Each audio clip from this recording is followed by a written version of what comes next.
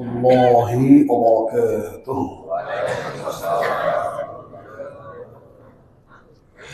اللهم صل على محمد وعلى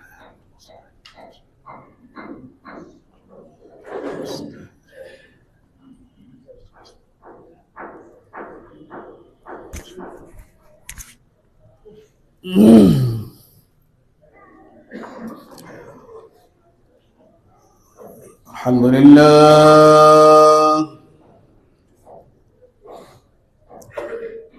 الحمد لله نحمده ونستعينه ونستغفره ونؤمن به ونتوكل عليه ونعوذ بالله من شرور أنفسنا ومن سيئات أعمالنا. من يهد الله فلا مضل له ومن يضلل فلا هادي له. ونشهد أن لا إله إلا الله وحده لا شريك له. ونشهد أن سيدنا وسندنا وقدوتنا وأسوتنا وطبيبنا وحبيبنا ومولانا محمدا عبده ورسوله الذي أرسله بالحق بشيرا ونذيرا وداعيا إلى الله بإذنه وسراجا منيرا. أما بعد فقد قال الله تعالى في كلامه المجيد وفرقانه الحميد.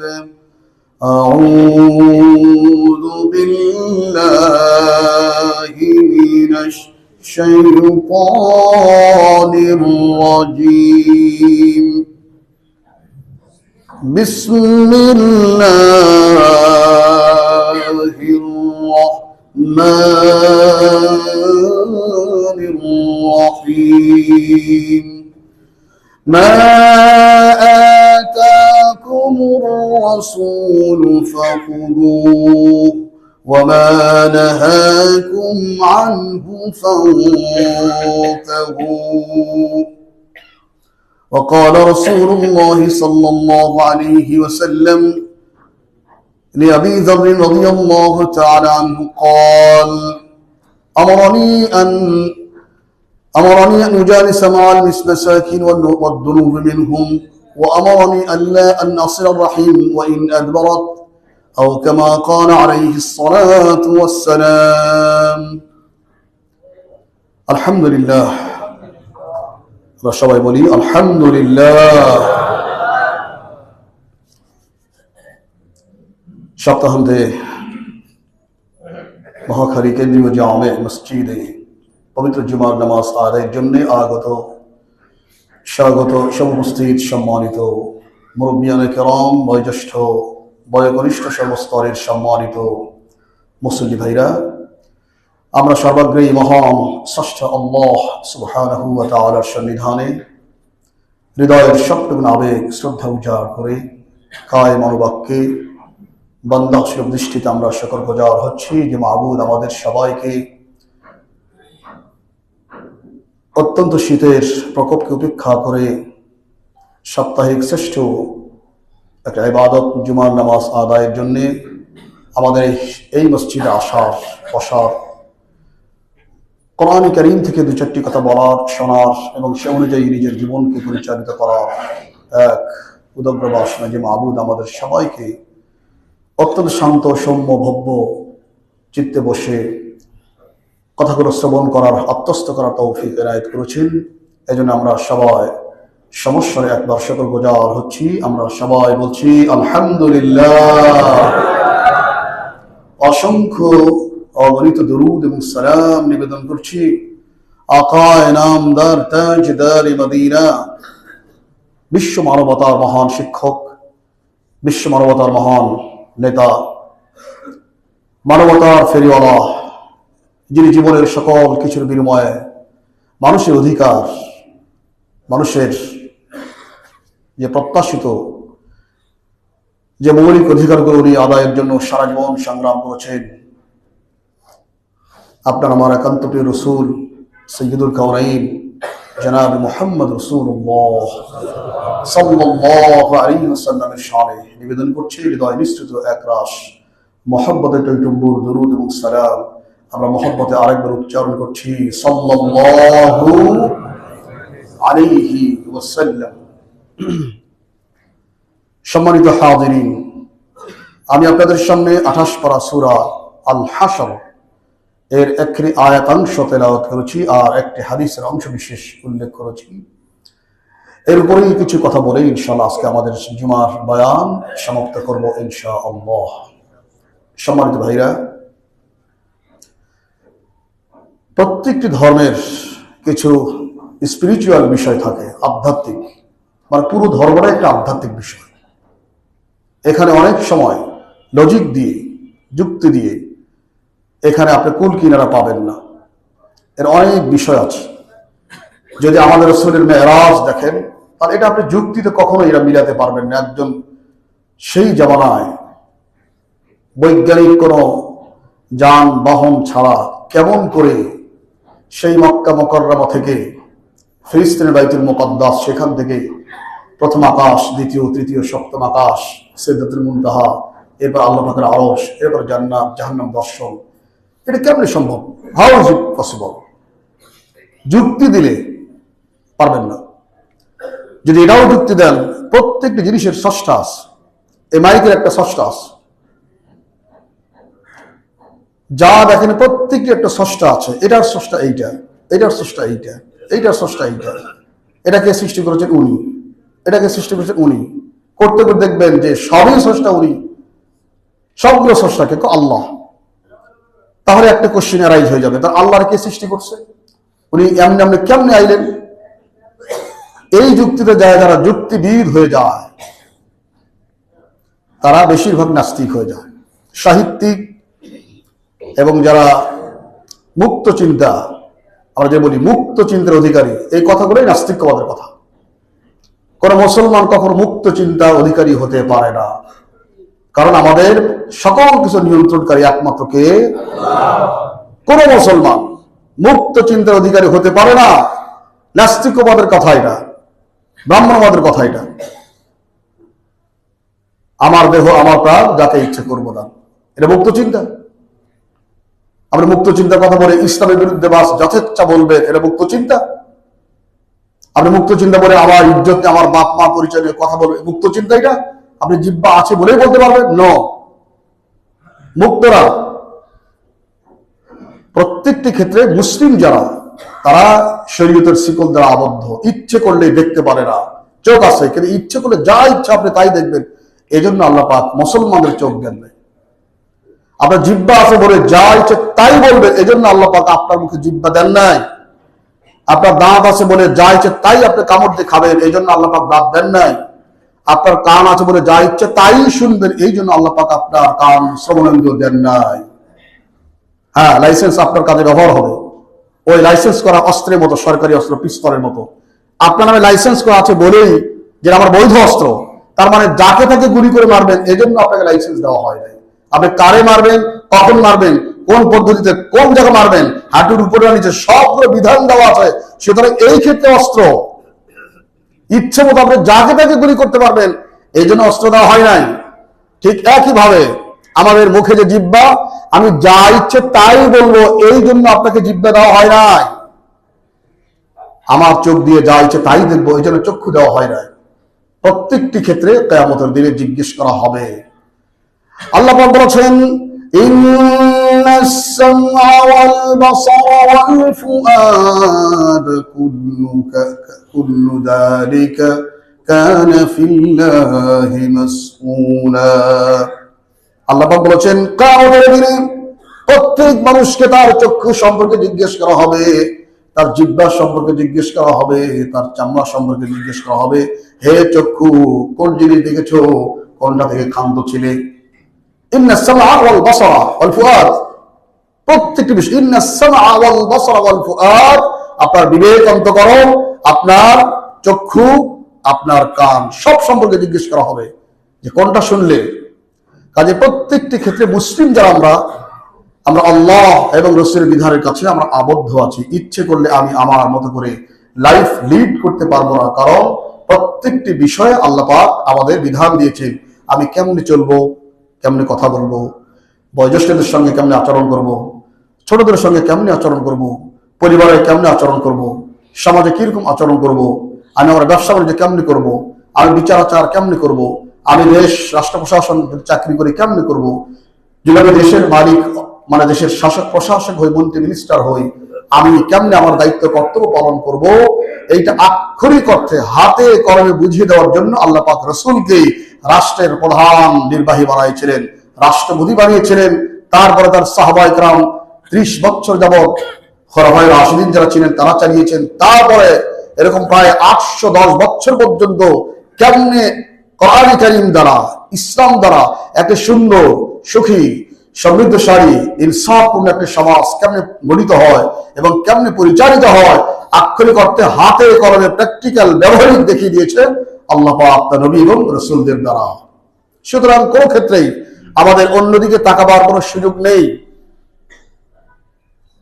আমি আপনাদের সামনে যে আয়াতাংশ তেলাওয়াত করেছি, প্রত্যেকটি মুমিন, যেমন লোকমান হাকিম, আমরা অনেকের নাম শুনে থাকি, লোকমান হাকিম অনেক আগের কথা, আজ থেকে প্রায় 4000 বছর আগের কথা। লোকমান হাকিম উনি, আসলে আমরা হাকিম বলি, এটা একটি তেলা উচ্চারণ আর কি। লোকমান হাকিম, লোকমান হাকিম অনেক বৈজ্ঞানিক। আমরা সাধারণত চিকিৎসকদেরকে হাকিম বলে থাকি, যারা ইউনানি কবিরাজি করে, হাকিম। তো লোকমান হাকিম উনি অত্যন্ত জ্ঞানী ছিলেন। পৃথিবীতে মাত্র 3 জন ব্যক্তি ছিলেন খুবই কালো, খুবই কুৎসিত, খুবই দেখতে খারাপ। 3 জন ব্যক্তি ছিলেন, তার মধ্যে একজন লোকমান হাকিম। দেখতে মোটেই ভালো ছিলেন না, অত্যন্ত কুৎসিত, আগলি ছিলেন, নাক মোটা ছিল, একেবারে আফ্রিকান। কিন্তু চেহারা ছিলতে আল্লাহ পাক আমাদের সামনে পেশ করেননি। আল্লাহ পাক তার কিছু বক্তব্য, কিছু কথা আল্লাহ পাক এতই পছন্দ করেছেন যে তার সরাসরি কথাগুলো কোট করে আল্লাহ পাক তার নামে কোরআন কারীমে একখানা সূরা নাযিল করেছেন। সুবহানাল্লাহ, সূরাতুল লোকমান 21 পারা। তো ওনার কাছে কিছু লোক গেলেন যে, হাকিম সাহেব, আপনি তো অনেক রোগের কথা শুনেন, অনেক ট্রিটমেন্ট দেন, অনেক ঔষধপত্র দেন, আপনি অবজেক্টিভলি কিছু বলতে পারেন না যে এইটা করলে রোগ ব্যাধি হবে না? হ্যাঁ আছে তো। কি কথা? যে এইটা মানতে পারলে রোগ ব্যাধি হবে না, বলেন তো কি? তখন তিনি ওনার ওই সময়ের ভাষায় যা বলছিলেন, আল্লাহ পাক আরবিতে এইটাকে ট্রান্সলেট করে আমাদের সামনে কোরআনে বলে দিয়েছে। কি? কুলু ওয়াশরাবু ওয়ালা তুসরিফু। শেষ। বলছেন কি? তোমরা খাও, পান করো, তবে মাত্রাতিরিক্ত করো না কোনো জিনিস। খাও, পান করো, অপচয় করো না, মাত্রাতিরিক্ত খেও না। যা দরকার ততটুকুই খাও, তার চেয়ে একটু কম খাও। যদি এই অভ্যাসটা করতে পারো, তাহলে আর কখনোই তোমার পেটে পীড়া হবে না। এই ক্ষেত্রে আপনাদেরকে একটা ছোট্ট হাদিসের কাহিনী বলে চলে যায় এখান থেকে। সাহাবায়ে কেরামের মধ্যে সবচাইতে 2 জন ব্যক্তি ছিলেন অত্যন্ত কোরআন, সুন্নাহ, ইজমা, কিয়াস সবকিছুতে জ্ঞানী 2 ব্যক্তি ছিলেন, 2 সাহাবী। কয়জন ভাই? একজন হচ্ছেন হযরত আব্দুল্লাহ ইবনে মাসউদ রাদিয়াল্লাহু তাআলা, আরেকজন হচ্ছেন হযরত আলী ইবনে আবি তালেব রাদিয়াল্লাহু তাআলা। হযরত আলী, উনি ওনার বড় ছেলে হাসান, তাকে একদিন ডাকছেন, বাবা শোনো, আমি তোমাকে কয়েকটা বিষয় নসিহত করব, যদি এগুলো ফলো করো, অনুসরণ করো, তাহলে ইনশাআল্লাহ জীবনে কখনোই তোমাকে কোনো চিকিৎসকের কাছে যাওয়া লাগবে না। বলেন না সুবহানাল্লাহ। কে বলছেন? কাকে বলছেন? তার বড় ছেলে হাসানকে বাচ্চাদেরকে নিয়ে মাঝে মধ্যে বসে এরকম তালিম তারবিয়তের ব্যবস্থা করা উচিত। আমরা অনেক সময় পারি না বলে আমাদের সন্তান অনেকটা আমাদের নিয়ন্ত্রণের বাইরে চলে যাচ্ছে। বড় হয়ে গেল, হুজুর দোয়া করে, ছেলে কথা শোনে না, কি করে? সে তো ইউনিভার্সিটি পড়ে। আরে এখন কেন আসছেন? এখন তো সে আপনাকে চালাবে, এখন আপনার কথাই সে চলবে না। তো ভুল করে যায়, লেট হয়ে যায়, সময় গেলে সাধন হবে না। প্রত্যেকটা জিনিসের সময় আছে, এটা চলে গেলে আর সাধন হয় না, সিদ্ধ হয় না। হযরত আলী বলছেন, বাবা শোনো, তোমাকে এক নম্বর বলি, চারটা কথা বলবো। এক নম্বর, লা তাজলিস আলাল মাইদা ইল্লা ওয়া আনতা জা'i'। শোনো, ভালো মতো ক্ষুধা না লাগলে খাবারের পেটে বসবা না। পেট ভরা আছে, তাও দেখে সহ্য হবে, দেন ভাই একটু খাই। অথবা কেউ রিকোয়েস্ট করলো, ভাই বসেন না, আরে অসুবিধা নাই মিয়া, আমরা বহুত খাইছি এরকম, বসেন। এই যে পেট ভরা আবার খাওয়া, আপনার স্টমাক এটা প্রেসারের মুখোমুখি হয়, আপনার পেট খারাপ হতে বাধ্য, চাপের উপরে চাপ। তো বলছেন কি, লা তাজলিস আলাল মাইদা ইল্লা ওয়া আনতা জা'i'। তুমি ক্ষুধার্ত ছাড়া, ভালো মতো ক্ষুধা না লাগলে খাবারের পেট নিয়ে বসবা না। বলছেন অকুম মিনহা ওয়া আনতা তাশতাহি। এবং খাবার খেতে বসলে তুমি তখন উঠো, তখনই খাবার শেষ করো যখন তোমার আরো কিছু খাইতে ইচ্ছে করে, তার মানে এখনো কিছু ফাঁকা আছে। একবার এই পর্যন্ত খেবে না, উঠুন, কিছু ফাঁকা থাক। আর ওয়া আহসিনিল মাযগা, 3 নম্বর, যা খাবে হাঁসের মতো মুখে দেখলে কক করে গিলে খাবে না, বরং একবারে চিবায়া চাবায়া তুষ করে তারপরে গিলবে, যেন স্টমাকে এটা হজম করতে খুব বেশি তার শক্তি ব্যয় করতে না হয়। ভালো আহসিনিল মাযগা, ভালো করে সুন্দর করে চাবায়া চিবায়া তারপর খাওয়া। তারপরে বলছেন ওয়াকজি হাজাতাকা ক্বাবলা আন তানাম। আর প্রত্যেক রাত্রে ঘুমাবার আগে পেশাব পায়খানার বেগ শেষ করে, এটা শেষ করে তারপরে ঘুমাবা। কয়টা হলো ভাই? এই 4টা বলছেন। 1 নম্বর, ক্ষুধা না লাগলে খাবারের প্লেটে বসবা না। 2 নম্বর, যখন খাবারের প্লেটে বসবা একবার পেট ভরার একটু আগেই এটা ছেড়ে দিবা, উঠো। তারপরে যা খাবা চিবিয়ে চাবায় সুন্দর করে খাবা। আর 4 নম্বর কি, শোয়ার আগে পেশাব পায়খানাটা বেগ যা আছে এটা ক্লিয়ার করে যা ঘুমাবা। উনি বলছেন, বাবা শোনো, এইটা যদি আমল করতে পারো, বাস্তবায়ন করতে পারো, তাহলে তোমাকে কখনোই ডাক্তার এবং ঔষধপত্রের কাছে যাওয়া লাগবে না। হযরত হাসান বলছেন, আমি যতদিন বেঁচে ছিলাম, ওনাকে তো বিষ পান করে মারা হয়েছে, হযরত হাসানকে যতদিন বেঁচে ছিলাম আব্বার এই লেসন আমি অনুসরণ করতাম। আলহামদুলিল্লাহ, আমাকে কোনদিন ডাক্তারের কাছে যাওয়া লাগে নাই। সুবহানাল্লাহ। মুখে রুচি থাকতে কম খেয়ে উঠা, এটা বড় জিহাদ, কঠিন জিহাদ এটা। যেমন অবিবাহিত যুবক যারা, তাদের কাছে সুন্নত পরিমাণ দাড়ি রাখা যে জিহাদ, এর চেয়ে আরো কঠিন জিহাদ। রুচি আছে কিন্তু এখনো রেখেই উঠতে হচ্ছে, অথবা আমি কম খাইলাম, খুব কঠিন। তো যাই হোক, লোকমান হাকিম বলছিলেন, আমি এক কথা, নৈমিত্তিক কথা বলবো, অসুখ বিসুখ হবে না। সেটা হচ্ছে কুলু ওয়াশরাবু ওয়ালা তুসরিফু। তোমরা খাও এবং পান করো, কিন্তু খবরদার মাত্রাতিরিক্ত করো না, মাত্রাতিরিক্ত করো না, সুস্থ থাকবে। এইটা যেমন এক কথা। শরীয়ত, প্রত্যেক মুসলমানের কাছে শরীয়তের যদি সংজ্ঞা জানানো হয় যে ভাই বলতে এক কথায় শরীয়তটা কি জিনিস, ইসলামী শরীয়ত এটা কি জিনিস, এক কথায় বলেন তো, তাহলে যে আয়াতটা তেলাওয়াত করলাম, আয়াত অংশ, এটি সেই জিনিস। যেখানে আল্লাহ পাক বলেছেন একেবারে গোটা শরীয়তকে ছোট্ট কয়েকটি শব্দের মধ্যে আল্লাহ পাক এইটাকে আবদ্ধ করে দিলেন।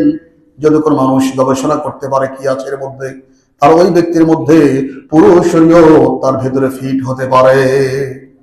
সেটা কি, মা আতাকুমুর রাসূলু ফাখুযুহু ওয়া মা নাহাকুম আনহু ফান্তাহু। আল্লাহ বলছেন, শোনো, শরীয়ত হচ্ছে আমার রাসূল তোমাদের যা নির্দেশ করেন, যা প্রদান করেন, গ্রহণ করো। এবং আমার রাসূল তোমাদের যা থেকে নিবৃত হতে বলেন, ক্ষান্ত হতে বলেন, বিরত হতে বলেন, তার থেকে বিরত হও। শেষ। এটি শরীয়ত। রাসূল আপনাকে যা বলছেন নির্দেশ করছেন, যা প্রদান করছেন তা গ্রহণ করেন সানন্দ চিত্তে, মনে কোনো দ্বিধা, দ্বন্দ্ব, কুটিলতা, জড়তা, সন্দেহ, ডাউট, সাসপিশন এমন না। রাসূল যা দিয়েছেন সন্তুষ্টি চিত্তে গ্রহণ করো, মনে কোনো দ্বিধা এবং দ্বন্দ্ব থাকতে পারবে না। আর রাসূল যার থেকে বারণ করেছেন, কোন চিন্তা চেতনা ছাড়াই, লজিক এবং যুক্তি ছাড়াই রাসূল যার থেকে নিষেধ করেছেন বর্জন করো, বাস শরীয়ত আপনার কাছে এসে গেছে। মা আতাকুমুর রাসূল ফাখুযু ওয়া মা নাহাকুম আনহু ফান্তাহু, রাসূল যার থেকে ক্ষান্ত হতে বলেছেন ক্ষান্ত হও, আর যা তোমাদের প্রদান করেছেন যে সমস্ত বিধান তা গ্রহণ করো, গ্রহণ করো। সম্মানিত ভাইরা, আমাদের জীবনে অনেক, আমরা হয়তো আপনাদের কাছে আসে কিনা, অনেক ভাইদের কাছে আসে, আমাদের কাছে মাঝে মধ্যে মাসআলা নিতে আসে। তাদের কথাবার্তা খুব সুন্দর, কি যে দেখেন কোরআন অবিকৃত কিতাব, এর মধ্যে কোনো সন্দেহ নাই। আল্লাহ পাক বলেছেন যালিকাল কিতাব লা রাইবা ফীহি, এর এমন একটা কিতাব যাতে সামান্যতম সন্দেহের অবকাশ নেই। সুতরাং আমরা আমাদের জীবনে কেবলমাত্র কোরআনকেই মানব। আর হাদিসে যেহেতু অনেক বিষয় আছে, সহিহ, জয়ীফ, বহু জাল, মুস্তারাব, মুনকাতা, বহু হাদিস আছে, কাজেই হাদিসটা আমরা অত গুরুত্ব দেওয়ার দরকার নাই। আর অনেকে আবার হাদিসের দরকারই নাই। একটা গ্রুপ আছে, আপনাদের কাছে আসে কিনা জানি না, একটা গ্রুপ কিন্তু আছে, ওদের নাম হলো আহলে কোরআন। চমৎকার, আহলে কোরআন মানে তারা শুধু কোরআন মানে হাদিস মানে না।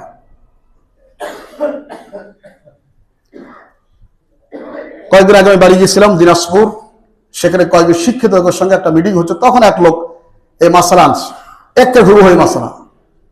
আমি বুঝতে পারলাম না প্রত্যন্ত দিনাজপুরে এই মাসালা কেমনে চলে গেল ঢাকা থেকে, যে হুজুর হাদিসটা অনেক সন্দেহ আছে না? হ্যাঁ ভাই, সন্দেহ বলতে অনেক হাদিস আছে যে গ্রহণযোগ্য নয়, অনেক মানুষ বানায় ঢুকাই দিয়েছে। এই তো ঠিক বলছিলাম, তাহলে এই হাদিস কেমনে মানা যায়? দেখছেন হাদিস কেমনে মানা যায়? আবার সুন্দর দাড়ি টুপি আছে দেখলাম, নামাজ কালাম পরে বোঝা গেল। তো ভাই আর কি কি প্রশ্ন আপনার? এইরকম অনেকগুলো কথা বললো। আর শোনেন, আমি একটু 1 মিনিট বলি, আপনি শোনেন। হাদিস ছাড়া তো আপনি চলতে পারবেন না ভাই। কেন? কেন পারবেন? হ্যাঁ অবশ্যই। বলছে কোরআন কমপ্লিট না? হ্যাঁ কোরআন কমপ্লিট। তাহলে কমপ্লিট কোরআন চলতে পারবে না কেন? আমি বললাম যে আপনি কয় ওয়াক্ত নামাজ পড়েন? কারণ আমি তো 5 ওয়াক্তই পড়ি। আচ্ছা, তাহলে আপনি কোরআন দিয়ে আমাকে বলবেন, যেহেতু কোরআন কমপ্লিট বলতেছেন, আপনি কোরআন দিয়ে বলবেন। আপনি গতকাল মাগরিব পড়ছেন? হ্যাঁ। কয় রাকাত? 3 রাকাত।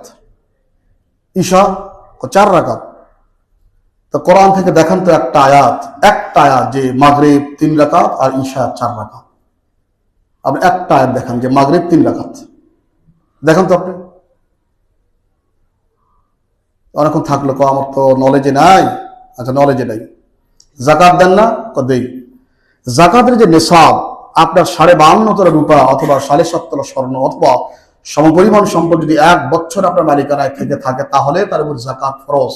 এই যে 7.5 স্বর্ণ, 52.5 রৌপ্য, এই যে নেশাবটা, এটা কোরআনে কোন জায়গায় আছে বলেন তো? এরকম 5-7টা যখন বললাম, তখন সেটা আসলে আলেম ওলামা না, কিন্তু জেনারেল শিক্ষিত লোক। এই জন্য ভাই, যারা বলে যে আমাদের কাছে ওয়াইনদানা কিতাবুল্লাহি হাসবুনা, অনেক আগে থেকে কতকাল প্রচলিত, আর আমাদের কাছে আল্লাহর কিতাব আছে, কোরআন আছে, হাদিসের কি দরকার? সেই জামানা আসছে। আমি যে আয়াত তেলাওয়াত করলাম, যদি রসুলকে দরকার না হতো, আল্লাহ পাক কেন বললেন আমার কোরআন নাও যথেষ্ট? এখানে কেন বললেন মা আতাকুমুর রাসূলু ফাখুযুহু ওয়া মা নাহাকুম আনহু ফান্তাহু? আমার রসুল তোমাদের যা দেন, রসুল তোমাদের যা দেন। আল্লাহ পাক রসুলের ঘাড়ে দিলেন কেন? রসুল যা দেন তা গ্রহণ করো। আল্লাহ পাক নিজেই বলেছেন আমার সমস্ত কোরআন মানো। এটা বলার পরও রসুলের কথা কেন আসলো এখানে? সূরা নিসা আল্লাহ পাক বলছেন ইয়া আইয়ুহাল্লাযীনা আমানু আতিউল্লাহ ওয়া আতিউর রাসূল وأولي الأمر منكم। হে ঈমানদারগণ, আনুগত্য করো আল্লাহ, আনুগত্য করো তার রাসূলের, আনুগত্য করো মুহাক্কিক উলামায়ে কেরামের। আল্লাহ বলছেন এটা, আনুগত্য করো আল্লাহ, আনুগত্য করো তার রাসূলের। তো আল্লাহ যদি যথেষ্ট, কোরআনই যথেষ্ট, আল্লাহ পাক তার কথা বলার পরও রাসূলের কথা কেন বললেন এখানে? রাসূলকে মানবো কেমনে? তার হাদিসগুলো মানবো আমরা, শুধু রাসূলকেই না। আল্লাহ পাক আবার বলছেন উলিল আমরি মিনকুম, তোমাদের মধ্যে যারা মহাজ্ঞানী, কোরআন এবং সুন্নাহর যারা পণ্ডিত, অনেক গভীর জ্ঞান যারা রাখেন, জ্ঞান রপ্ত করেছেন, যারা জ্ঞান অর্জন করেন, বিপণন করেন, বিতরণ করেন, পড়েন, ওই সমস্ত উলামায়ে কেরামের আনুগত্য করো। তার মানে আপনাকে আলেমদের কথা শুনতে হবে, তাদের কথা মানতে হবে, তাদের মতো চলতে হবে। এই নির্দেশটাও কে দিয়েছেন? আল্লাহ। আমরা বলি আরে হুজুরদের কথা বাদ দাও, নো, আল্লাহ এই হুজুরদের কথা উল্লেখ করলেন। উলিল আমরি মিনকুম, আল্লাহ আনুগত্য করো, রাসূল আনুগত্য করো, আর তোমাদের মধ্যে বিদগ্ধ আলেমদের আনুগত্য করো, এই নির্দেশ আল্লাহ। যদি এটা না থাকতো শরীয়তে অনেক সমস্যা আসতো। কারণ যদি আলেমদেরকে আমরা কোন স্থান না দিতাম, শরীয়তে কোন স্থান না থাকতো, তাহলে অনেক বিষয় যেগুলো আছে, যেমন একটা রুগী মারা যাচ্ছে, তার ব্লাড দরকার, আপনি আমার অথবা কারো শরীর থেকে ব্লাড নেবেন, শরীয়তের মাসালা কি এটা নাই। কারণ রাসূলের জামানায় চিকিৎসা বিজ্ঞান এতদূর পর্যন্ত যায় নাই যে কারো শরীর থেকে রক্ত নিয়ে আরেকজনের শরীরে পুশ করা যায়, সম্ভব জানাই ছিল না তাদের। এখন মাসালা কি এটা? লা আছে কোরআনে, লা আছে হাদিসে। কিডনি, আল্লাহ পাক কত মহান স্রষ্টা, ফাতাবারাকাল্লাহু আহসানুল খালিকিন। আল্লাহ পাক কত কল্যাণময়, বরকতময় স্রষ্টা তিনি। আমাদের প্রত্যেকেরই একটা চোখ থাকলেই চলতো, একটা চোখ থাকলেই চলতো। আল্লাহ পাক দিয়েছেন দুটা। আর চোখ দিয়েছেন কোথায়?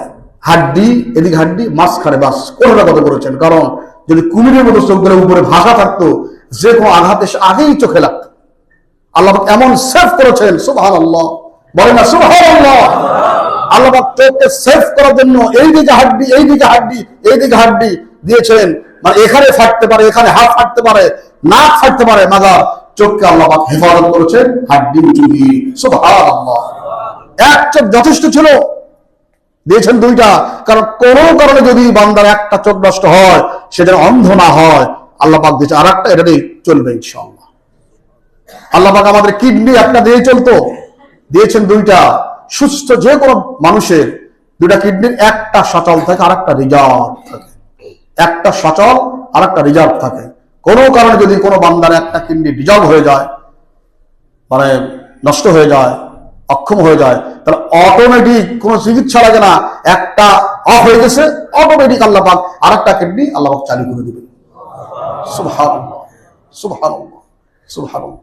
এরকম আল্লাহ পাক ফাতাবারাকাল্লাহ আহসানুল খালিকিন। আল্লাহ পাক কত বড় মঙ্গলময়, কত বড় কল্যাণকারী, কত বড় মঙ্গলময়, বরকতময় স্রষ্টা তিনি। যখন যেখানে যা দরকার আল্লাহ পাক ঠিক সেখানে সেটাই দান করেছেন। সুতরাং শরীয়তের বেসিক যে কথা, রাসূল তোমাদের যা দান করেছেন তা গ্রহণ করো। রাসূল দিয়েছে, এটাই শরীয়ত, এটাই শরীয়ত। যদি কোরআন কারীম অন্য জায়গায় দেখি, 22 পারার 2য় পৃষ্ঠা, যদি কোনো বিষয় রাসূলের কথা থাকে, কোন বিষয়ে আল্লাহর ফয়সালা আছে, রাসূলের ফয়সালা আছে, এখানে আপনার ইজতিহাদ করা, গবেষণা করা, মত দেওয়া, যুক্তি আনয়ন করা কুফরি।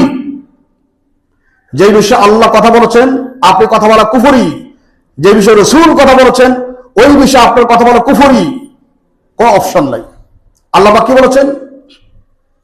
وما كان لمؤمن ولا مؤمنة إذا قضى الله ورسوله أمرا أن يكون لهم الخيرة من أمرهم।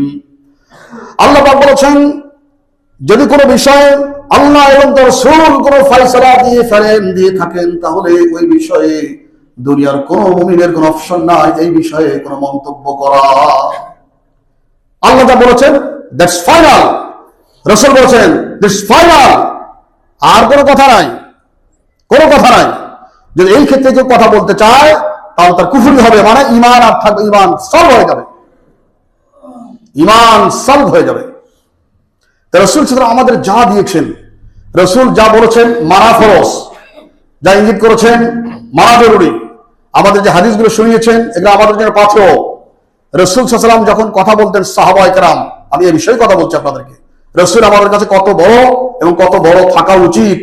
প্রত্যেক মুমিনের কাছে তার দুনিয়ার সব সে ভুলতে পারে, সে প্রয়োজনে তার স্ত্রীকে ভুলতে পারে, সন্তানকে ভুলতে পারে, আব্বা আম্মা ভুলতে পারে, দুনিয়ার সমগ্র মানব গোষ্ঠীকে ভুলতে পারে, মাগার আল্লাহ এবং তার রসুলকে ভুলতে পারে না।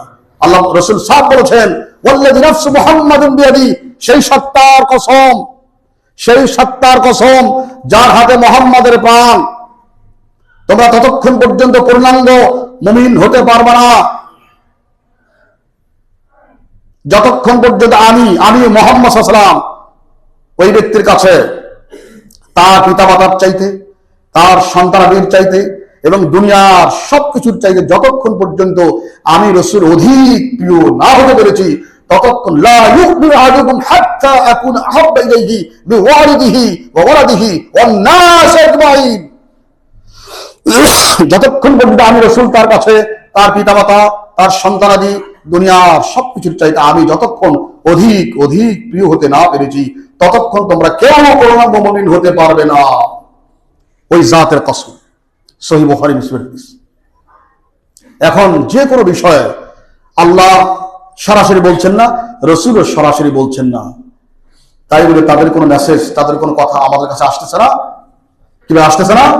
ঘন্টাকে ওলামায়ে কেরাম, এজন্য রাসূল বলছেন আল উলামা ওয়ারাসাতুল আম্বিয়া, আমি তো থাকবো না, আমার পক্ষ থেকে আমার ওয়ারিস, আমার উত্তরাধিকার হচ্ছে ওলামায়ে কেরাম। সুতরাং হক্কানি, মুহাক্কিক, সত্যবাদী, সত্যাশ্রয়ী, সত্যের জন্য সংগ্রামকারী সেই সমস্ত ওলামায়ে কেরাম যখন কোনো কথা বলবেন, মনে করবেন এই কথা রাসূল থাকলে তার মুখ থেকে আপনি শুনতে পাইতেন। উনি আজকে রায় দায়িত্ব আমাদের দিয়েছেন, আলেমদের দিয়েছেন, আমরা বলছি অত্যন্ত নির্মোহভাবে ইখলাসের সাথে কথাগুলো আলেম ওলামাদের বলা উচিত।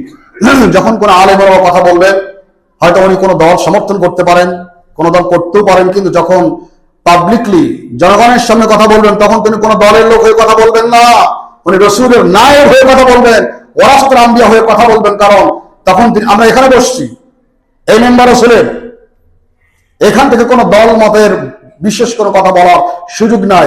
এখান থেকে কথা হবে নির্মোহভাবে, ইখলাসের সাথে, ডান বাম ছাড়া ন্যায়নিষ্ঠভাবে আল্লাহ এবং তার রাসূলের কথাই বলা হবে। এখান থেকে আমরা যেমন বলবো না, আলেমরা বলবে না, তার দায়িত্ব, আপনাদেরও দায়িত্ব এটা গ্রহণ করা। ইনিয়ে বিনিয়ে ও হুজুর তোমরা ওই দলের কথা বলছো মনে হয় রে ভাই, না এরকম ব্যাখ্যায় যাবেন না, সুযোগ নাই ভাই, সুযোগ নাই।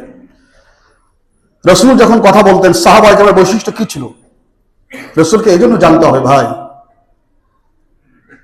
আমাদের তো দুনিয়ার জীবনটা চলতেছে 50, 60, 70, 80, ধরেন 100 বছর বাঁচলেন, 100 বছর বাঁচলেন, তার এগনেস্টে লক্ষ লক্ষ কোটি কোটি বছরের একটা জগৎ আছে পেছনে পেছনে।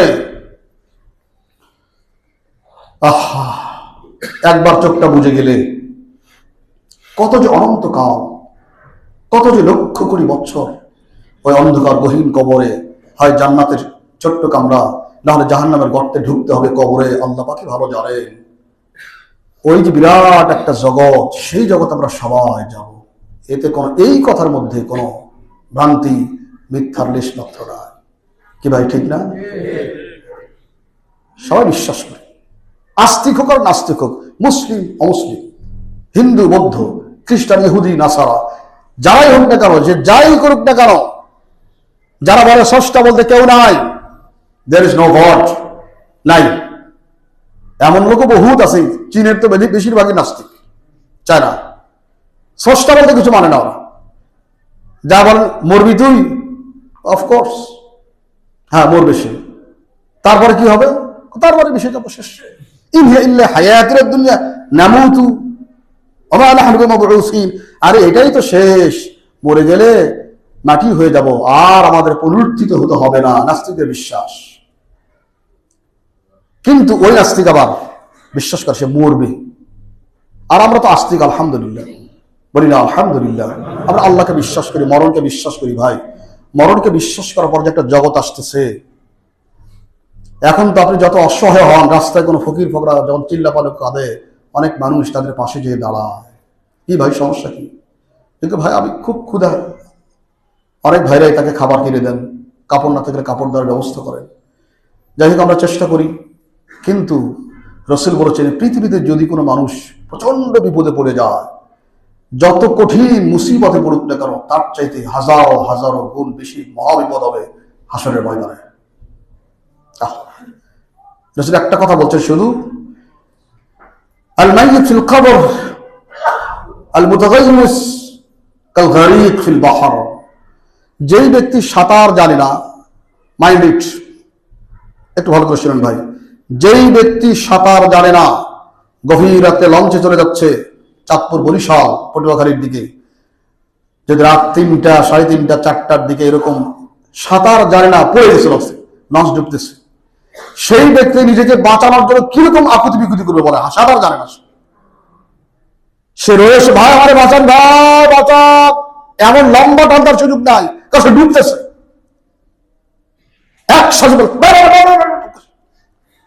রসুল বলছেন এই ব্যক্তি সাঁতার জানে না, পানিতে ডুবতেছে, সে যেমন চিৎকার করে। কবরের মধ্যে কোনো ব্যক্তি যখন চলে যায় আর ফেরেশতাদের সঠিক সুন্দর সংগত জবাব দিতে না পারে, এই ব্যক্তি, এই সাঁতার জানে না এমন ব্যক্তি যেমন বিপন্ন অবস্থায় ডাকে, তার চেয়ে আরো অধিক কাতর হয়ে ডাকে, হে আমার সন্তানেরা, আমার আত্মীয় স্বজন কোথায় বাবারে, আমি তো জাহান্নামে চলে গেলাম, আমারে বাঁচাও, আমার জন্য দান খয়রাত করো। আর দেওয়ানা জুমার দিন আমার জন্য কিছু দাও, আজকে বছরের প্রথম জুমা। মনে রাখি ভাই, অনেকের আব্বা আম্মা নাই, অনেকের আত্মীয় পরিজন নাই, অনেকের অনেক কাছের মানুষ চলে গেছে, তাদের নিয়তে আজকের বছরের প্রথম জুমা আমরা একটু চেষ্টা করি তাদের নিয়তে, তাদের উদ্দেশ্যে যেন আমরা কিছু দান করতে পারি। আল্লাহ পাক আমাদের সবাইকে সে তৌফিক দান করুন। সম্মানিত ভাইরা, সেই কঠিন কিয়ামতের দিনে যাব, যেদিন আপনাকে দেখলে আপনার মা ভাগতে থাকবে, বাপ ভাগতে থাকবে, আপন ভাই ভাগতে থাকবে, সন্তানরা ভাগতে থাকবে, স্ত্রী ভাগতে থাকবে, একেবারে বসম ফ্রেন্ড, ঘনিষ্ঠ বন্ধু যারা, তারাও দেখেই ভাগতে থাকবে। কারণ তারা সবাই ভয় থাকবে, না জানি আমার কাছে সওয়াব চাই নাকি, পুণ্য চাই নাকি, নেকি চাই নাকি। আহা, আল্লাহ পাক চমৎকার করে বলেছেন, ইয়াউমা ইয়াফিরুল মারউ মিন আখিহি ওয়া উম্মিহি ওয়া আবিহি ওয়া সাহিবাতিহি ওয়া বানিহি। সেদিন প্রত্যেক মানুষ তার মা দেখে ভাগবে, ভাই দেখে ভাগবে, তারপর পিতা থেকে ভাগবে, স্ত্রী থেকে ভাগবে, ঘনিষ্ঠ বন্ধু থেকে ভাগবে। এই আশঙ্কায় না জানি কঠিন এই দিনে আমার কাছে কিছু চেয়ে বসে নাকি, দেওয়ার তো সুযোগ না। চরম বিপদে পড়ে যাবেন, কেউ আপনার কথা শুনতে রাজি হবে না, আপনার কষ্টে কেউ শরীক হবে না, কেউ আপনার পাশে দাঁড়ায় একটা বার বলবে না, ভাই কি অবস্থা, কেমন আছো, কোনো সমস্যা নাকি, এই কথা বলার কেউ নাই। ওই সমস্ত কিয়ামতের মাঠে একজন মানুষ কেবলমাত্র বিপন্ন থাকবে আপনার কল্যাণের জন্য, তিনি আর কেউ না, আপনার আমার নবী সাইয়্যিদুল কাওনাইন, বিশ্ব মানবতার নবী জনাবে মুহাম্মদুর রাসূলুল্লাহ। একমাত্র তিনি, যেদিন বাপ নাই, মা নাই, ভাই নাই, বোন নাই, কেউ নাই, একমাত্র তিনি থাকবেন। সেই ব্যক্তিকে যদি একান্ত আপন করতে না পারলাম, তার জীবন দর্শন যদি আত্মস্থ করতে না পারলাম, বাস্তব জীবনে তার দর্শন নিয়ে চলতে না পারলাম, সন্তানকে যদি মানুষ করতে না পারলাম, ফ্যামিলি তার দর্শনে আমরা যদি পরিচালনা করতে না পারলাম, কোন মুখে, কোন সাহসে, কোন লজিকে, কোন যুক্তিতে বলবো ইয়া রাসূলুল্লাহ ইশফা লি ইয়া রাসূলুল্লাহ, হে রাসূল আপনি আমার জন্য একটু সুপারিশ করুন, কোন মুখে বলবো? সাহাবায়ে কেরাম রাসূলকে এমন ভাবে মানতেন, রাসূল যখন কথা বলতেন সামনে, কোন সাহাবী টু শব্দ তো দূরের কথা, একেবারে সাহাবায়ে কেরাম বলতেন আমরা রাসূলের কথা এমন ভাবে শুনতাম, যদি আমাদের মাথার উপরে কোন কাপড় দেওয়া হতো, কাপড়টা সমান থাকতো এবং পাখি মনে করতো এখানে কিচ্ছু একটা গাছ, এগুলা আস্তে করে বসে যাইতো, এইরকম নীরব নচ্চরহীন অবস্থায় রাসূলের সামনে বসে থাকতাম, কোনো কথা নাই, কোনো কথা নাই। রাসূল যখন উযু করতেন, উযু করে বদনায় একটু পানি যখন অবশিষ্ট থাকতো, এই অতিরিক্ত পানিটুকু নিয়ে শরীরে মাখার জন্য, খাওয়ার জন্য সাহাবায়ে কেরাম রীতিমতো কম্পিটিশন করতেন, প্রতিযোগিতা করতেন। যারা পাইতেন নিয়ে একটু খাইতেন, মাখতেন, মুখে মাখতেন। আর যারা পানি পাইতেন না, যেই ব্যক্তি পানি পাইল তার কাছে যেই ব্যক্তি পানি পাইল তার কাছে যেয়ে বলতে, ভাই একটু হাতটা দেন ভাই। কেন? রসুলের পানি আপনার হাতে লাগছে, আমি একটু হাতটা মাসা করি ভাই। তার হাতে দিয়ে এরকম মাসা করতেন। সুবহানাল্লাহ। দেখো যুক্তি তো ঠিকই।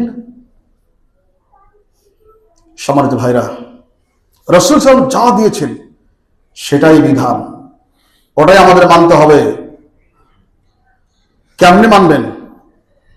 আমি আপনাদের কাছে তাফসিরে কবির, তাফসির ইবনে কাসির আর অনেক তাফসির আসছে, একটি ছোট্ট কাহিনী বলে শেষ করি। রাসূলকে কেমনে মান্য করা হবে, কেমনে মানতে হবে। দুইজন সাহাবীর মাঝে একটা বিষয় নিয়ে গন্ডগোল লাগছিল। দুইজন সাহাবী, এরা মিটমাট হতে পারতেছে না, এর মতো কয়, এর মতো কয়। তখন একজন সাহাবী একজন ইহুদি, একজন সাহাবী একজন ইহুদি, মিটমাট হয় না। তো তখন ইহুদি বলতেছে, তুমি মুসলমান না? জি আমি মুসলমান। আমি তো ইহুদি। খাতো ইহুদি। ঠিক আছে, এক কাজ কর, শোনো আমি ইহুদি, আমার অসুবিধা নাই, চল তোর নবীর কাছে যাই, চল। তুই তো মুসলিম, তোর নবী এই বিষয়টা শুনে যে ফয়সালা দিবে, আমি প্রাণান্তকরণে তোমার নবীর ফয়সালা মেনে নেব। ভালো কথা বলছে না? মুসলমান কয়, না ভাই এসব সব বিষয়ে হুজুরের কাছে যাওয়া ঠিক না। তার মানে না, তা কই যাবি? ইহুদি বলে, তুই মুসলিম, তোর নবীর কাছে চল। আর এই মুসলিম সাহাবী সে বলতেছে, না তুই ইহুদি না, কাহা তোর যে লিডার আছে না কাব বিন আশরাফ, কাহা তার কাছে চল। তোর লিডার ইহুদি সর্দার কাব বিন আশরাফ যে ফয়সালা দিবে আমি সেটাই মানব। কি রে ভাই, তুই মুসলমান, আমার লিডার কাব বিন আশরাফ কিরকম মানুষ আমি তো জানি, এটা ঘুষ খায় বেড়া, টাকা দিলে ভাই দিয়ে দিবে, কিন্তু আমি জানি তোর নবী তো 2 নম্বর করবে না। কারণ সব জিনিস মিয়া হুজুরকে বলা ঠিক না। ওই আল্লাহ নবী মানুষ জিকির আজকার করে, তাহাজ্জুদ পড়ে, বহুত ভেজাল, দরকার নেই, চল। কারণ না ভাই, আমি আমার লিডারের কাছে যাবো না, কারণ আমি আমার লিডারকে ভালো করে চিনি। এ কেমন মানুষ, মুখে যতই বলি না কেন আমার লিডার অমুক ভাইয়ের চরিত্র ফুলের মতো পবিত্র, একসঙ্গে মদ খায়। মানা ভাই, আরে বিবেক তোমার তোর লিডার বড় দক্ষ, সূক্ষ্ম ঘুষ করতে রাখো। আল্লাহর জিহ্বা দ্বারা কোন লিডারের কোন ফাসাদের ব্যাপারে প্রশংসা করো, তোমার জিহ্বা জাহান্নামের কাছে দিয়ে কাটবে না, কাটতে করা হবে কি ভাই, ঠিক না? এই জিহ্বা ধরা হবে। এই নিয়ে আমার বাবার জিহ্বাতে কার প্রশংসা করছিলি? রাসূল সাহেব বলেছেন, ইজা মুজিহাল ফাসিক ইহতাজাতিল আরশ, যখন কোন জিহ্বা দিয়ে ফাসাদের প্রশংসা করা হয় আল্লাহর আরশ পর্যন্ত থরথর করে কাঁপতে থাকে। দাদা এই জিহ্বাতে কার প্রশংসা করলি? একসঙ্গে গাঁজা খাও, মদ খাও, সন্ত্রাসী করো, চাঁদাবাজি করো, লুটতরাজ করো, আবার এই অমুক ভাইয়ের চরিত্র ফুলের মতো পবিত্র। আহা, ইহুদি বলতেছে, না ভাই তুই যাই, আমি আমার লিডার কাব বিন আশরাফকে যাবো না, কারণ সে তো জানি তো সে 2 নম্বর লোক। আমি লিডার মানতে হয়, তাকে বিভিন্ন কারণে মানতে হয়, কিন্তু ভাই তার কাছে আমি যাবো না।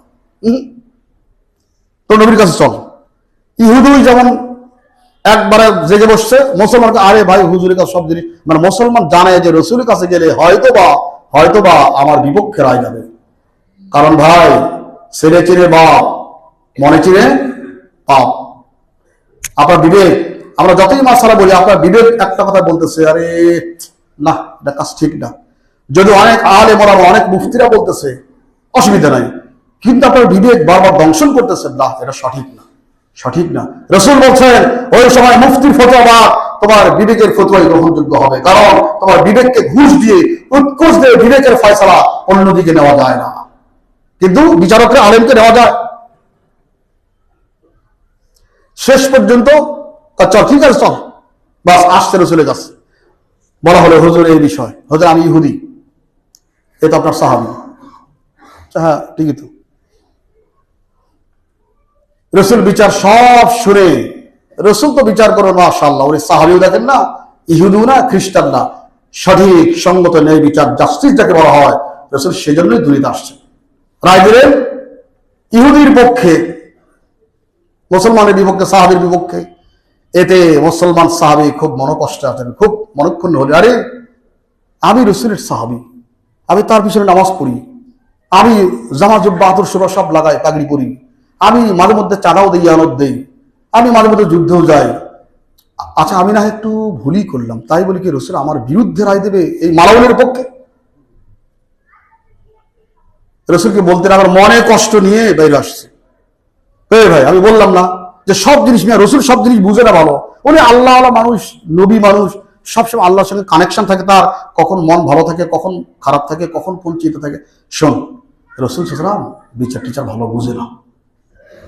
কথায় দেখছেন এরকম এখন অনেক লোক আছে ভাই, আরে আলেম ওলামা হ্যাঁ দেশ চালাবার যোগ্য নয়, কি ভাই কয় না এটা? ওই জিব্বা কিন্তু তখনও ছিল, এখনো আছে। হুজুর আরে না, এদের দ্বারা দেশ চলবে না মিয়া। এমন লোক নেতা বানাতে হবে যে খাইতে পারে, খাওয়াইতে পারে, মারতে পারে, মরতে পারে, এই লোক লাগবে। খালি ভালো লোক দিয়ে মিয়া দেশ চলে না। কি ভাই কয় না এই কথা? আশ্চর্য কথা, আপনি একজন পাঁচ ওয়াক্ত নামাজি, নামাজি দিকে ভোট দেন। আপনি সুন্দর সুন্দর দাড়ি রাখছেন, দাড়ি দিকে ভোট দেন। আপনি দিনদার মানুষ, দিনদার থেকে ভোট দেন। ভোটকে দুনিয়াবি জিনিস ন। বাসায় যাবেন, কোরআনে কারীম সূরা নিসা 57 নম্বর আয়াত আল্লাহ পাক এই ভোটকে একটা আমানত বলছেন, ইন্নাল্লাহ ইয়া'মুরুকুম আন তু'আদ্দুল আমানাত ইলা আহলিহা। যখন নেতা নির্বাচন করার সময় আসবে তখন তোমার অধিক যোগ্য ব্যক্তি যে ইসলাম ফলো করে, আল্লাহকে মানে, রাসূলকে মানে, দেখলে মুসলিম মনে হয় এবং যারা বিশ্বাস যে দুর্নীতি করবে না, তাদেরকে ভোট দাও আমানত। যদি এটা অন্যথা করো কিয়ামতের দিনে অবশ্যই প্রত্যেকটি আমানত সম্পর্কে তোমাকে জিজ্ঞেস করা হবে। কারে দিছিলে? তো বলছিলাম না ভাই, তো কি করা যায় এখন? বিচার মানবি না? না এটা বিচার ঠিক হয় না ভাই। তো কি তো বলেন? দেখো আবু বকর শোন, আমাদের মধ্যে আবু বকর সিদ্দিক আছে, রাসূলের খুব কাছের মানুষ, চল ওখানে চল, সাহাবী কইতেছে চল। এখন ইহুদি কয় কি রে, মুসলমান দাবি করে তার নবীর বিচার সে মানে না। ইহুদি কয় এটা আবার কি দেখতেছি, শুনতাম বলে মুহাম্মদের কথা তার সাহাবীরা একবার চোখ বন্ধ করে মানে, এটা আবার কোন সাহাবী? চল আবু বকরের কাছে। আবু বকর কিন্তু নরম মানুষ, সব শুনছেন। তো ইহুদি বলছে ভাই এটা কিন্তু বিচারটা দ্বিতীয়বার হচ্ছে, সানি হচ্ছে এটা। তার মানে আগে কে করছে? আগে আপনাদের নবী মুহাম্মদ সাল্লাল্লাহু আলাইহি ওয়াসাল্লাম বিচার করছে। রাসূল কি রায় দিয়েছেন? রায় দিয়েছেন আমার পক্ষে, কিন্তু আপনার সাহাবী ভাই এটা মানে না। কি রে তাই? কো ভাই রাসূলকে আর সব জিনিস ভালো বুঝে বলেন, আইসা আপনার কাছে। আবু বকর নরম মানুষ তো, কো ভাই যেই বিষয়ে রাসূল কথা বলেছেন, রাসূল রায় দিয়েছেন, এই বিষয়ে আমার কোনো বক্তব্য নাই ভাই, তুমি চলে যাও এখান থেকে, এটা আমার দ্বারা সম্ভব না। বুঝেছেন কি রে এখন? কো ভাই আরে রাসূল আর আবু বকর একই, এই দুটাই নরম লোক, এগুলা বিচার আছে কম বুঝে ভাই। তা কি কফিনা ওমর ইনতালকিলাই, আর আমার মাঝে ওমর আছে মিয়া, ভালো বিচার বুঝি। কোথায়? ইহুদি ভয় পাচ্ছে, ওমর তো খুব রাগে লোক, গেলে আবার থাপ্পড় শুরু করি কিনা। না ভাই ওমরের কাছে চলো। গেছে, বলা হলো, ইহুদি বলছে ভাইজান এই বিচারটা কিন্তু তৃতীয়বার হচ্ছে। কোথায় নাকি কি কথা ঠিক? মুসলমান সাহাবীর নাম আবু বিশির, এই সাহাবীর নাম আবু বিশির। কিরে বিশির? ঠিক, জি ভাইজান। কে করছিল? আল্লাহ রাসূলের কাছে গেলাম, তো রাসূল হয়তো কি মনে বিচারটা যা করলো ভাই, এটা আসলে রাসূল তো সব বিষয়ে ভালো কর না, নরম মানুষ। তো পরে আইলাম আবু বকরের কাছে, ও ভাই তো একই চিজ। তো ভাই আপনি তো ইহুদি, কিন্তু ইহুদি ভাই, ইহুদি উমরকে চেতাইতেছে, ইহুদি কিন্তু। আচ্ছা ভাই আপনি সবগুলো শুনে বুঝে একটা রায় দিয়ে দেন ভাই, এবার ইসলামের দুশমন, আল্লাহর দুশমন, রাসূলের দুশমন, ইহুদি।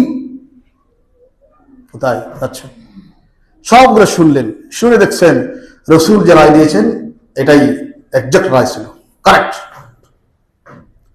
তো বলছে এই বিষয়ে বলছে ইহুদি ভাই আপনি কি আমার বিচার মানবেন? অবশ্যই ভাই, আপনি এই বিচার করেন, যা বলবেন আমি মানবো ইনশাআল্লাহ। একই রে বিষয় তুই মানবি? বলেন কি ভাই, আপনাদের দুইটা বাদ দিয়ে আসছে এখানে না, যা বলবো তাই মানবি? কাহা বলছে ইনতাজির, একটু অপেক্ষা করো, এই জন্য আমাকে বাসায় একটু যাওয়া লাগবে। যায়া একেবারে নাঙ্গা তলার খাপ থেকে বের করে নিয়ে আসতেছে। এরা দেখে ইহুদি বলে ফেলছে আজকে আমার শেষ। আসছে বিশির বসে আছে এখানে সাহাবী,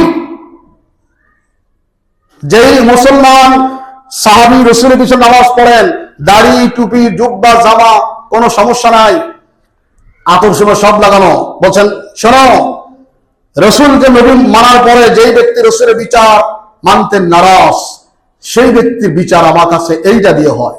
তো একটা কোপ মারছে এখানে, একবার কলটা আলাদা হয়ে ওই দিকে যা ঝুলছে। এটা দেখে ইহুদি দৌড় দিচ্ছে, মনে হয় এবার আমার পালা নাকি আল্লাহ, ভাই তোর কোনো ভয় নাই, এই বিচার হয়েছে দাও। তারপরে বললেন যে লাস্টটা সাইড করো। এই সংবাদ পাওয়ার পরে যারা মুসলমানের মধ্যে মুনাফিক ঘাপটি মেরেছিল একদিন, উমরের ভয়ে কিছু বলতে পারে না। এইবার একটা মৌকা পাইছে, দিস ইজ দ্য মোমেন্ট। এবার উমরকে ঘায়েল করে একটা সময় পাইছি। সব জোটপাট হয়ে কয়েকশো মুনাফিক যারা ছিল একজোট হয়ে, তারা সবাই লম্বা জামা, লম্বা জুতা, লম্বা পাগড়ি, লম্বা তাসবিহ সব নিয়ে রাসূলকে হাজির। ইয়া রাসূলুল্লাহ, ইন্না উমর কাতালা মুমিনান মুখলিসান। হুজুর, উমর একজন পাক্কা ঈমানদার সাহাবীকে হত্যা করেছে হুজুর। কারে? ওই দেখালো। আরে ঠিকই তো, সে তো আমার কাছে আসছিল কিছুক্ষণ আগে। হুজুর উমর তাকে হত্যা করছে। হুজুর আপনি বলেন ওই তলোয়ার দিয়ে ওই জায়গায় ওই কায়দায় আমার উমরের শিরোচ্ছেদ করবো হুজুর। কিসাস দান কিসাস, কুতিবা আলাইকুমুল কিসাস বিল কাতল। আল্লাহ বলছেন কিসাস দেওয়া হয়েছে। রাসূল বলছেন ওয়েট, অপেক্ষা করো। উনি তাকিয়ে আছেন, দেখি একবারে বাস হেড অফিস থেকে কি রায় আসে। অপেক্ষা করতেছেন, অনেক সময় গেল। বাস সমস্ত মুনাফিকরা সব উচ্চবাদ, হুজুর বলেন না হুজুর, আমার কিসাস নেব উমরের কাছে। সমস্ত মুসলমান ভয় তরস্ত হলেন, ওমরকে কি হারাবো আমরা? ওমরকে কিসাস দেওয়া হবে? ওমরের কোনো ভয় ত্রাস কিচ্ছু নাই, সে দিব্যবাস মেরে বাসায় বসে আছে। তার কথা, রসুলের বিচার মানো না, মুসলমান দাবি করো, তুই তো মোরতাদ, আর মোরতাদের শাস্তি হত্যা। আমি সেটাই করছি, দেখি আল্লাহ কি বলেন। বাস একেবারে পরন্ত বিচারে সূর্য ডুবু ডুবু আল্লাহ আয়াত নাযিল করে দিলেন এই ব্যক্তির ব্যাপারে। সবাই বলছে পাক্কা মুসলমান, পাক্কা ইমানদার সাহাবী, রসুলের পিছনে মুসল্লি, তার সুন্দর দাড়ি, সুন্দর টুপি, সুন্দর পাগড়ি, সুন্দর জামা জুব্বা, আতর সুরমা মিশক সব আছে। ওমর এই লোকটাকে হত্যা করলো। রসুল নিজেও চিন্তা করতেছেন, আর এই লোকটাকে ওমর হত্যা করলো। আল্লাহ পাক সূরা নিসা 65 নম্বর আয়াত নাযিল করে দিলেন এই ব্যক্তির ব্যাপারে। কি বললেন? ফালা রাব্বিকা লা ইউমিনুনা হাত্তা ইউহাক্কিমুকা ফীমা শাজারা বাইনাহুম। আল্লাহ বলেন, শোনো, আমি আল্লাহর জাতের কসম করে বলি, যেই ব্যক্তি আমার রাসূলকে যতক্ষণ বিচারক না মানছে এবং তার বিচার সন্তুষ্টি চিত্তে গ্রহণ করতে না পারে, আল্লাহর কসম, আমার জাতের কসম করে বলি, তারা কেউ মুসলমান থাকবে না, সবাই কাফের। তার মানে ওই ব্যক্তি কাফের। তার মানে হলো ওমর যাকে হত্যা করেছে কোন মুসলমান হত্যা করে নাই, সে মুরতাদ হয়ে গিয়েছে। সাহাবী আমার ভাইরা, আপনাদের ইমাম আমরা, ওই ব্যক্তির ইমাম রসুল। আপনাদের মসজিদ হলো আমাদের মহাখালী কেন্দ্রীয় মসজিদ, আর মসজিদ হলো মসজিদ নববী। রসুলের পিছনে নামাজ পড়ছে, রসুল তার ইমাম এবং সাহাবীর নির্দেশ করেছিল। এত কিছু করার পরে আল্লাহ পাক আয়াত নাযিল করে বললেন এই ব্যক্তি কাফের। অপরাধটা কি ছিল ভাই? বুঝুন নাই কথাটা? তার কোন নামাজ, কোন রোজা, কোন পোশাক পরিচয় দিকে আজকাল আল্লাহ একটা দিলেন না, বললেন সে কাফের। অপরাধটা কি ছিল? রসুলের বিচার মানে নাই, রসুলের বিচার সে মানে নাই। আজকে আমাদের এই মুসলিম দেশ 93% মুসলমানের দেশে, আমাদের দেশ কি রসুলের বিচারে চলে? সামনে আসতে সময়, সামনে সবাই আসতেছে রসুলের বিচার ব্যবস্থার পক্ষে। কারা ধর্ম বলে তুলছেন। যদি সেই পক্ষে আপনি আমি যদি একটা নিজের সমর্থন ব্যক্ত করতে শেষ পর্যন্ত না পারি, আবার কোন ধর্মের পক্ষে না, তাহলে আপনার আমার পরিণাম আর ওই 20 নামক সাহাবীর পরিণাম কি এক হওয়ার কথা না? ইট ইজ কল্ড ঈমান। এটা ঈমান ভাই। যা আমার কথা যদি সন্দেহ থাকে যাবেন সূরা নিসা 65 নম্বর আয়াতের তাফসীরটা দেখবেন, যে কোনো তাফসীর ইবনে কাসির দেখবেন, কাহিনী গোটাটা বাংলায় বলা আছে। আল্লাহ পাক আমাদের সবাইকে মেহেরবানি করে কথাগুলো যা বলা হলো যেন আমি সহ আমরা সবাই আমল করতে পারি। আল্লাহ পাক আমাদের সবাইকে সে তৌফিক দান করুন, বলি আমিন সুম্মা আমিন। ওয়া আখিরু দাওয়ানা আলহামদুলিল্লাহি রাব্বিল আলামিন। ওয়াসসালামু আলাইকুম ওয়া রাহমাতুল্লাহি ওয়া বারাকাতুহু।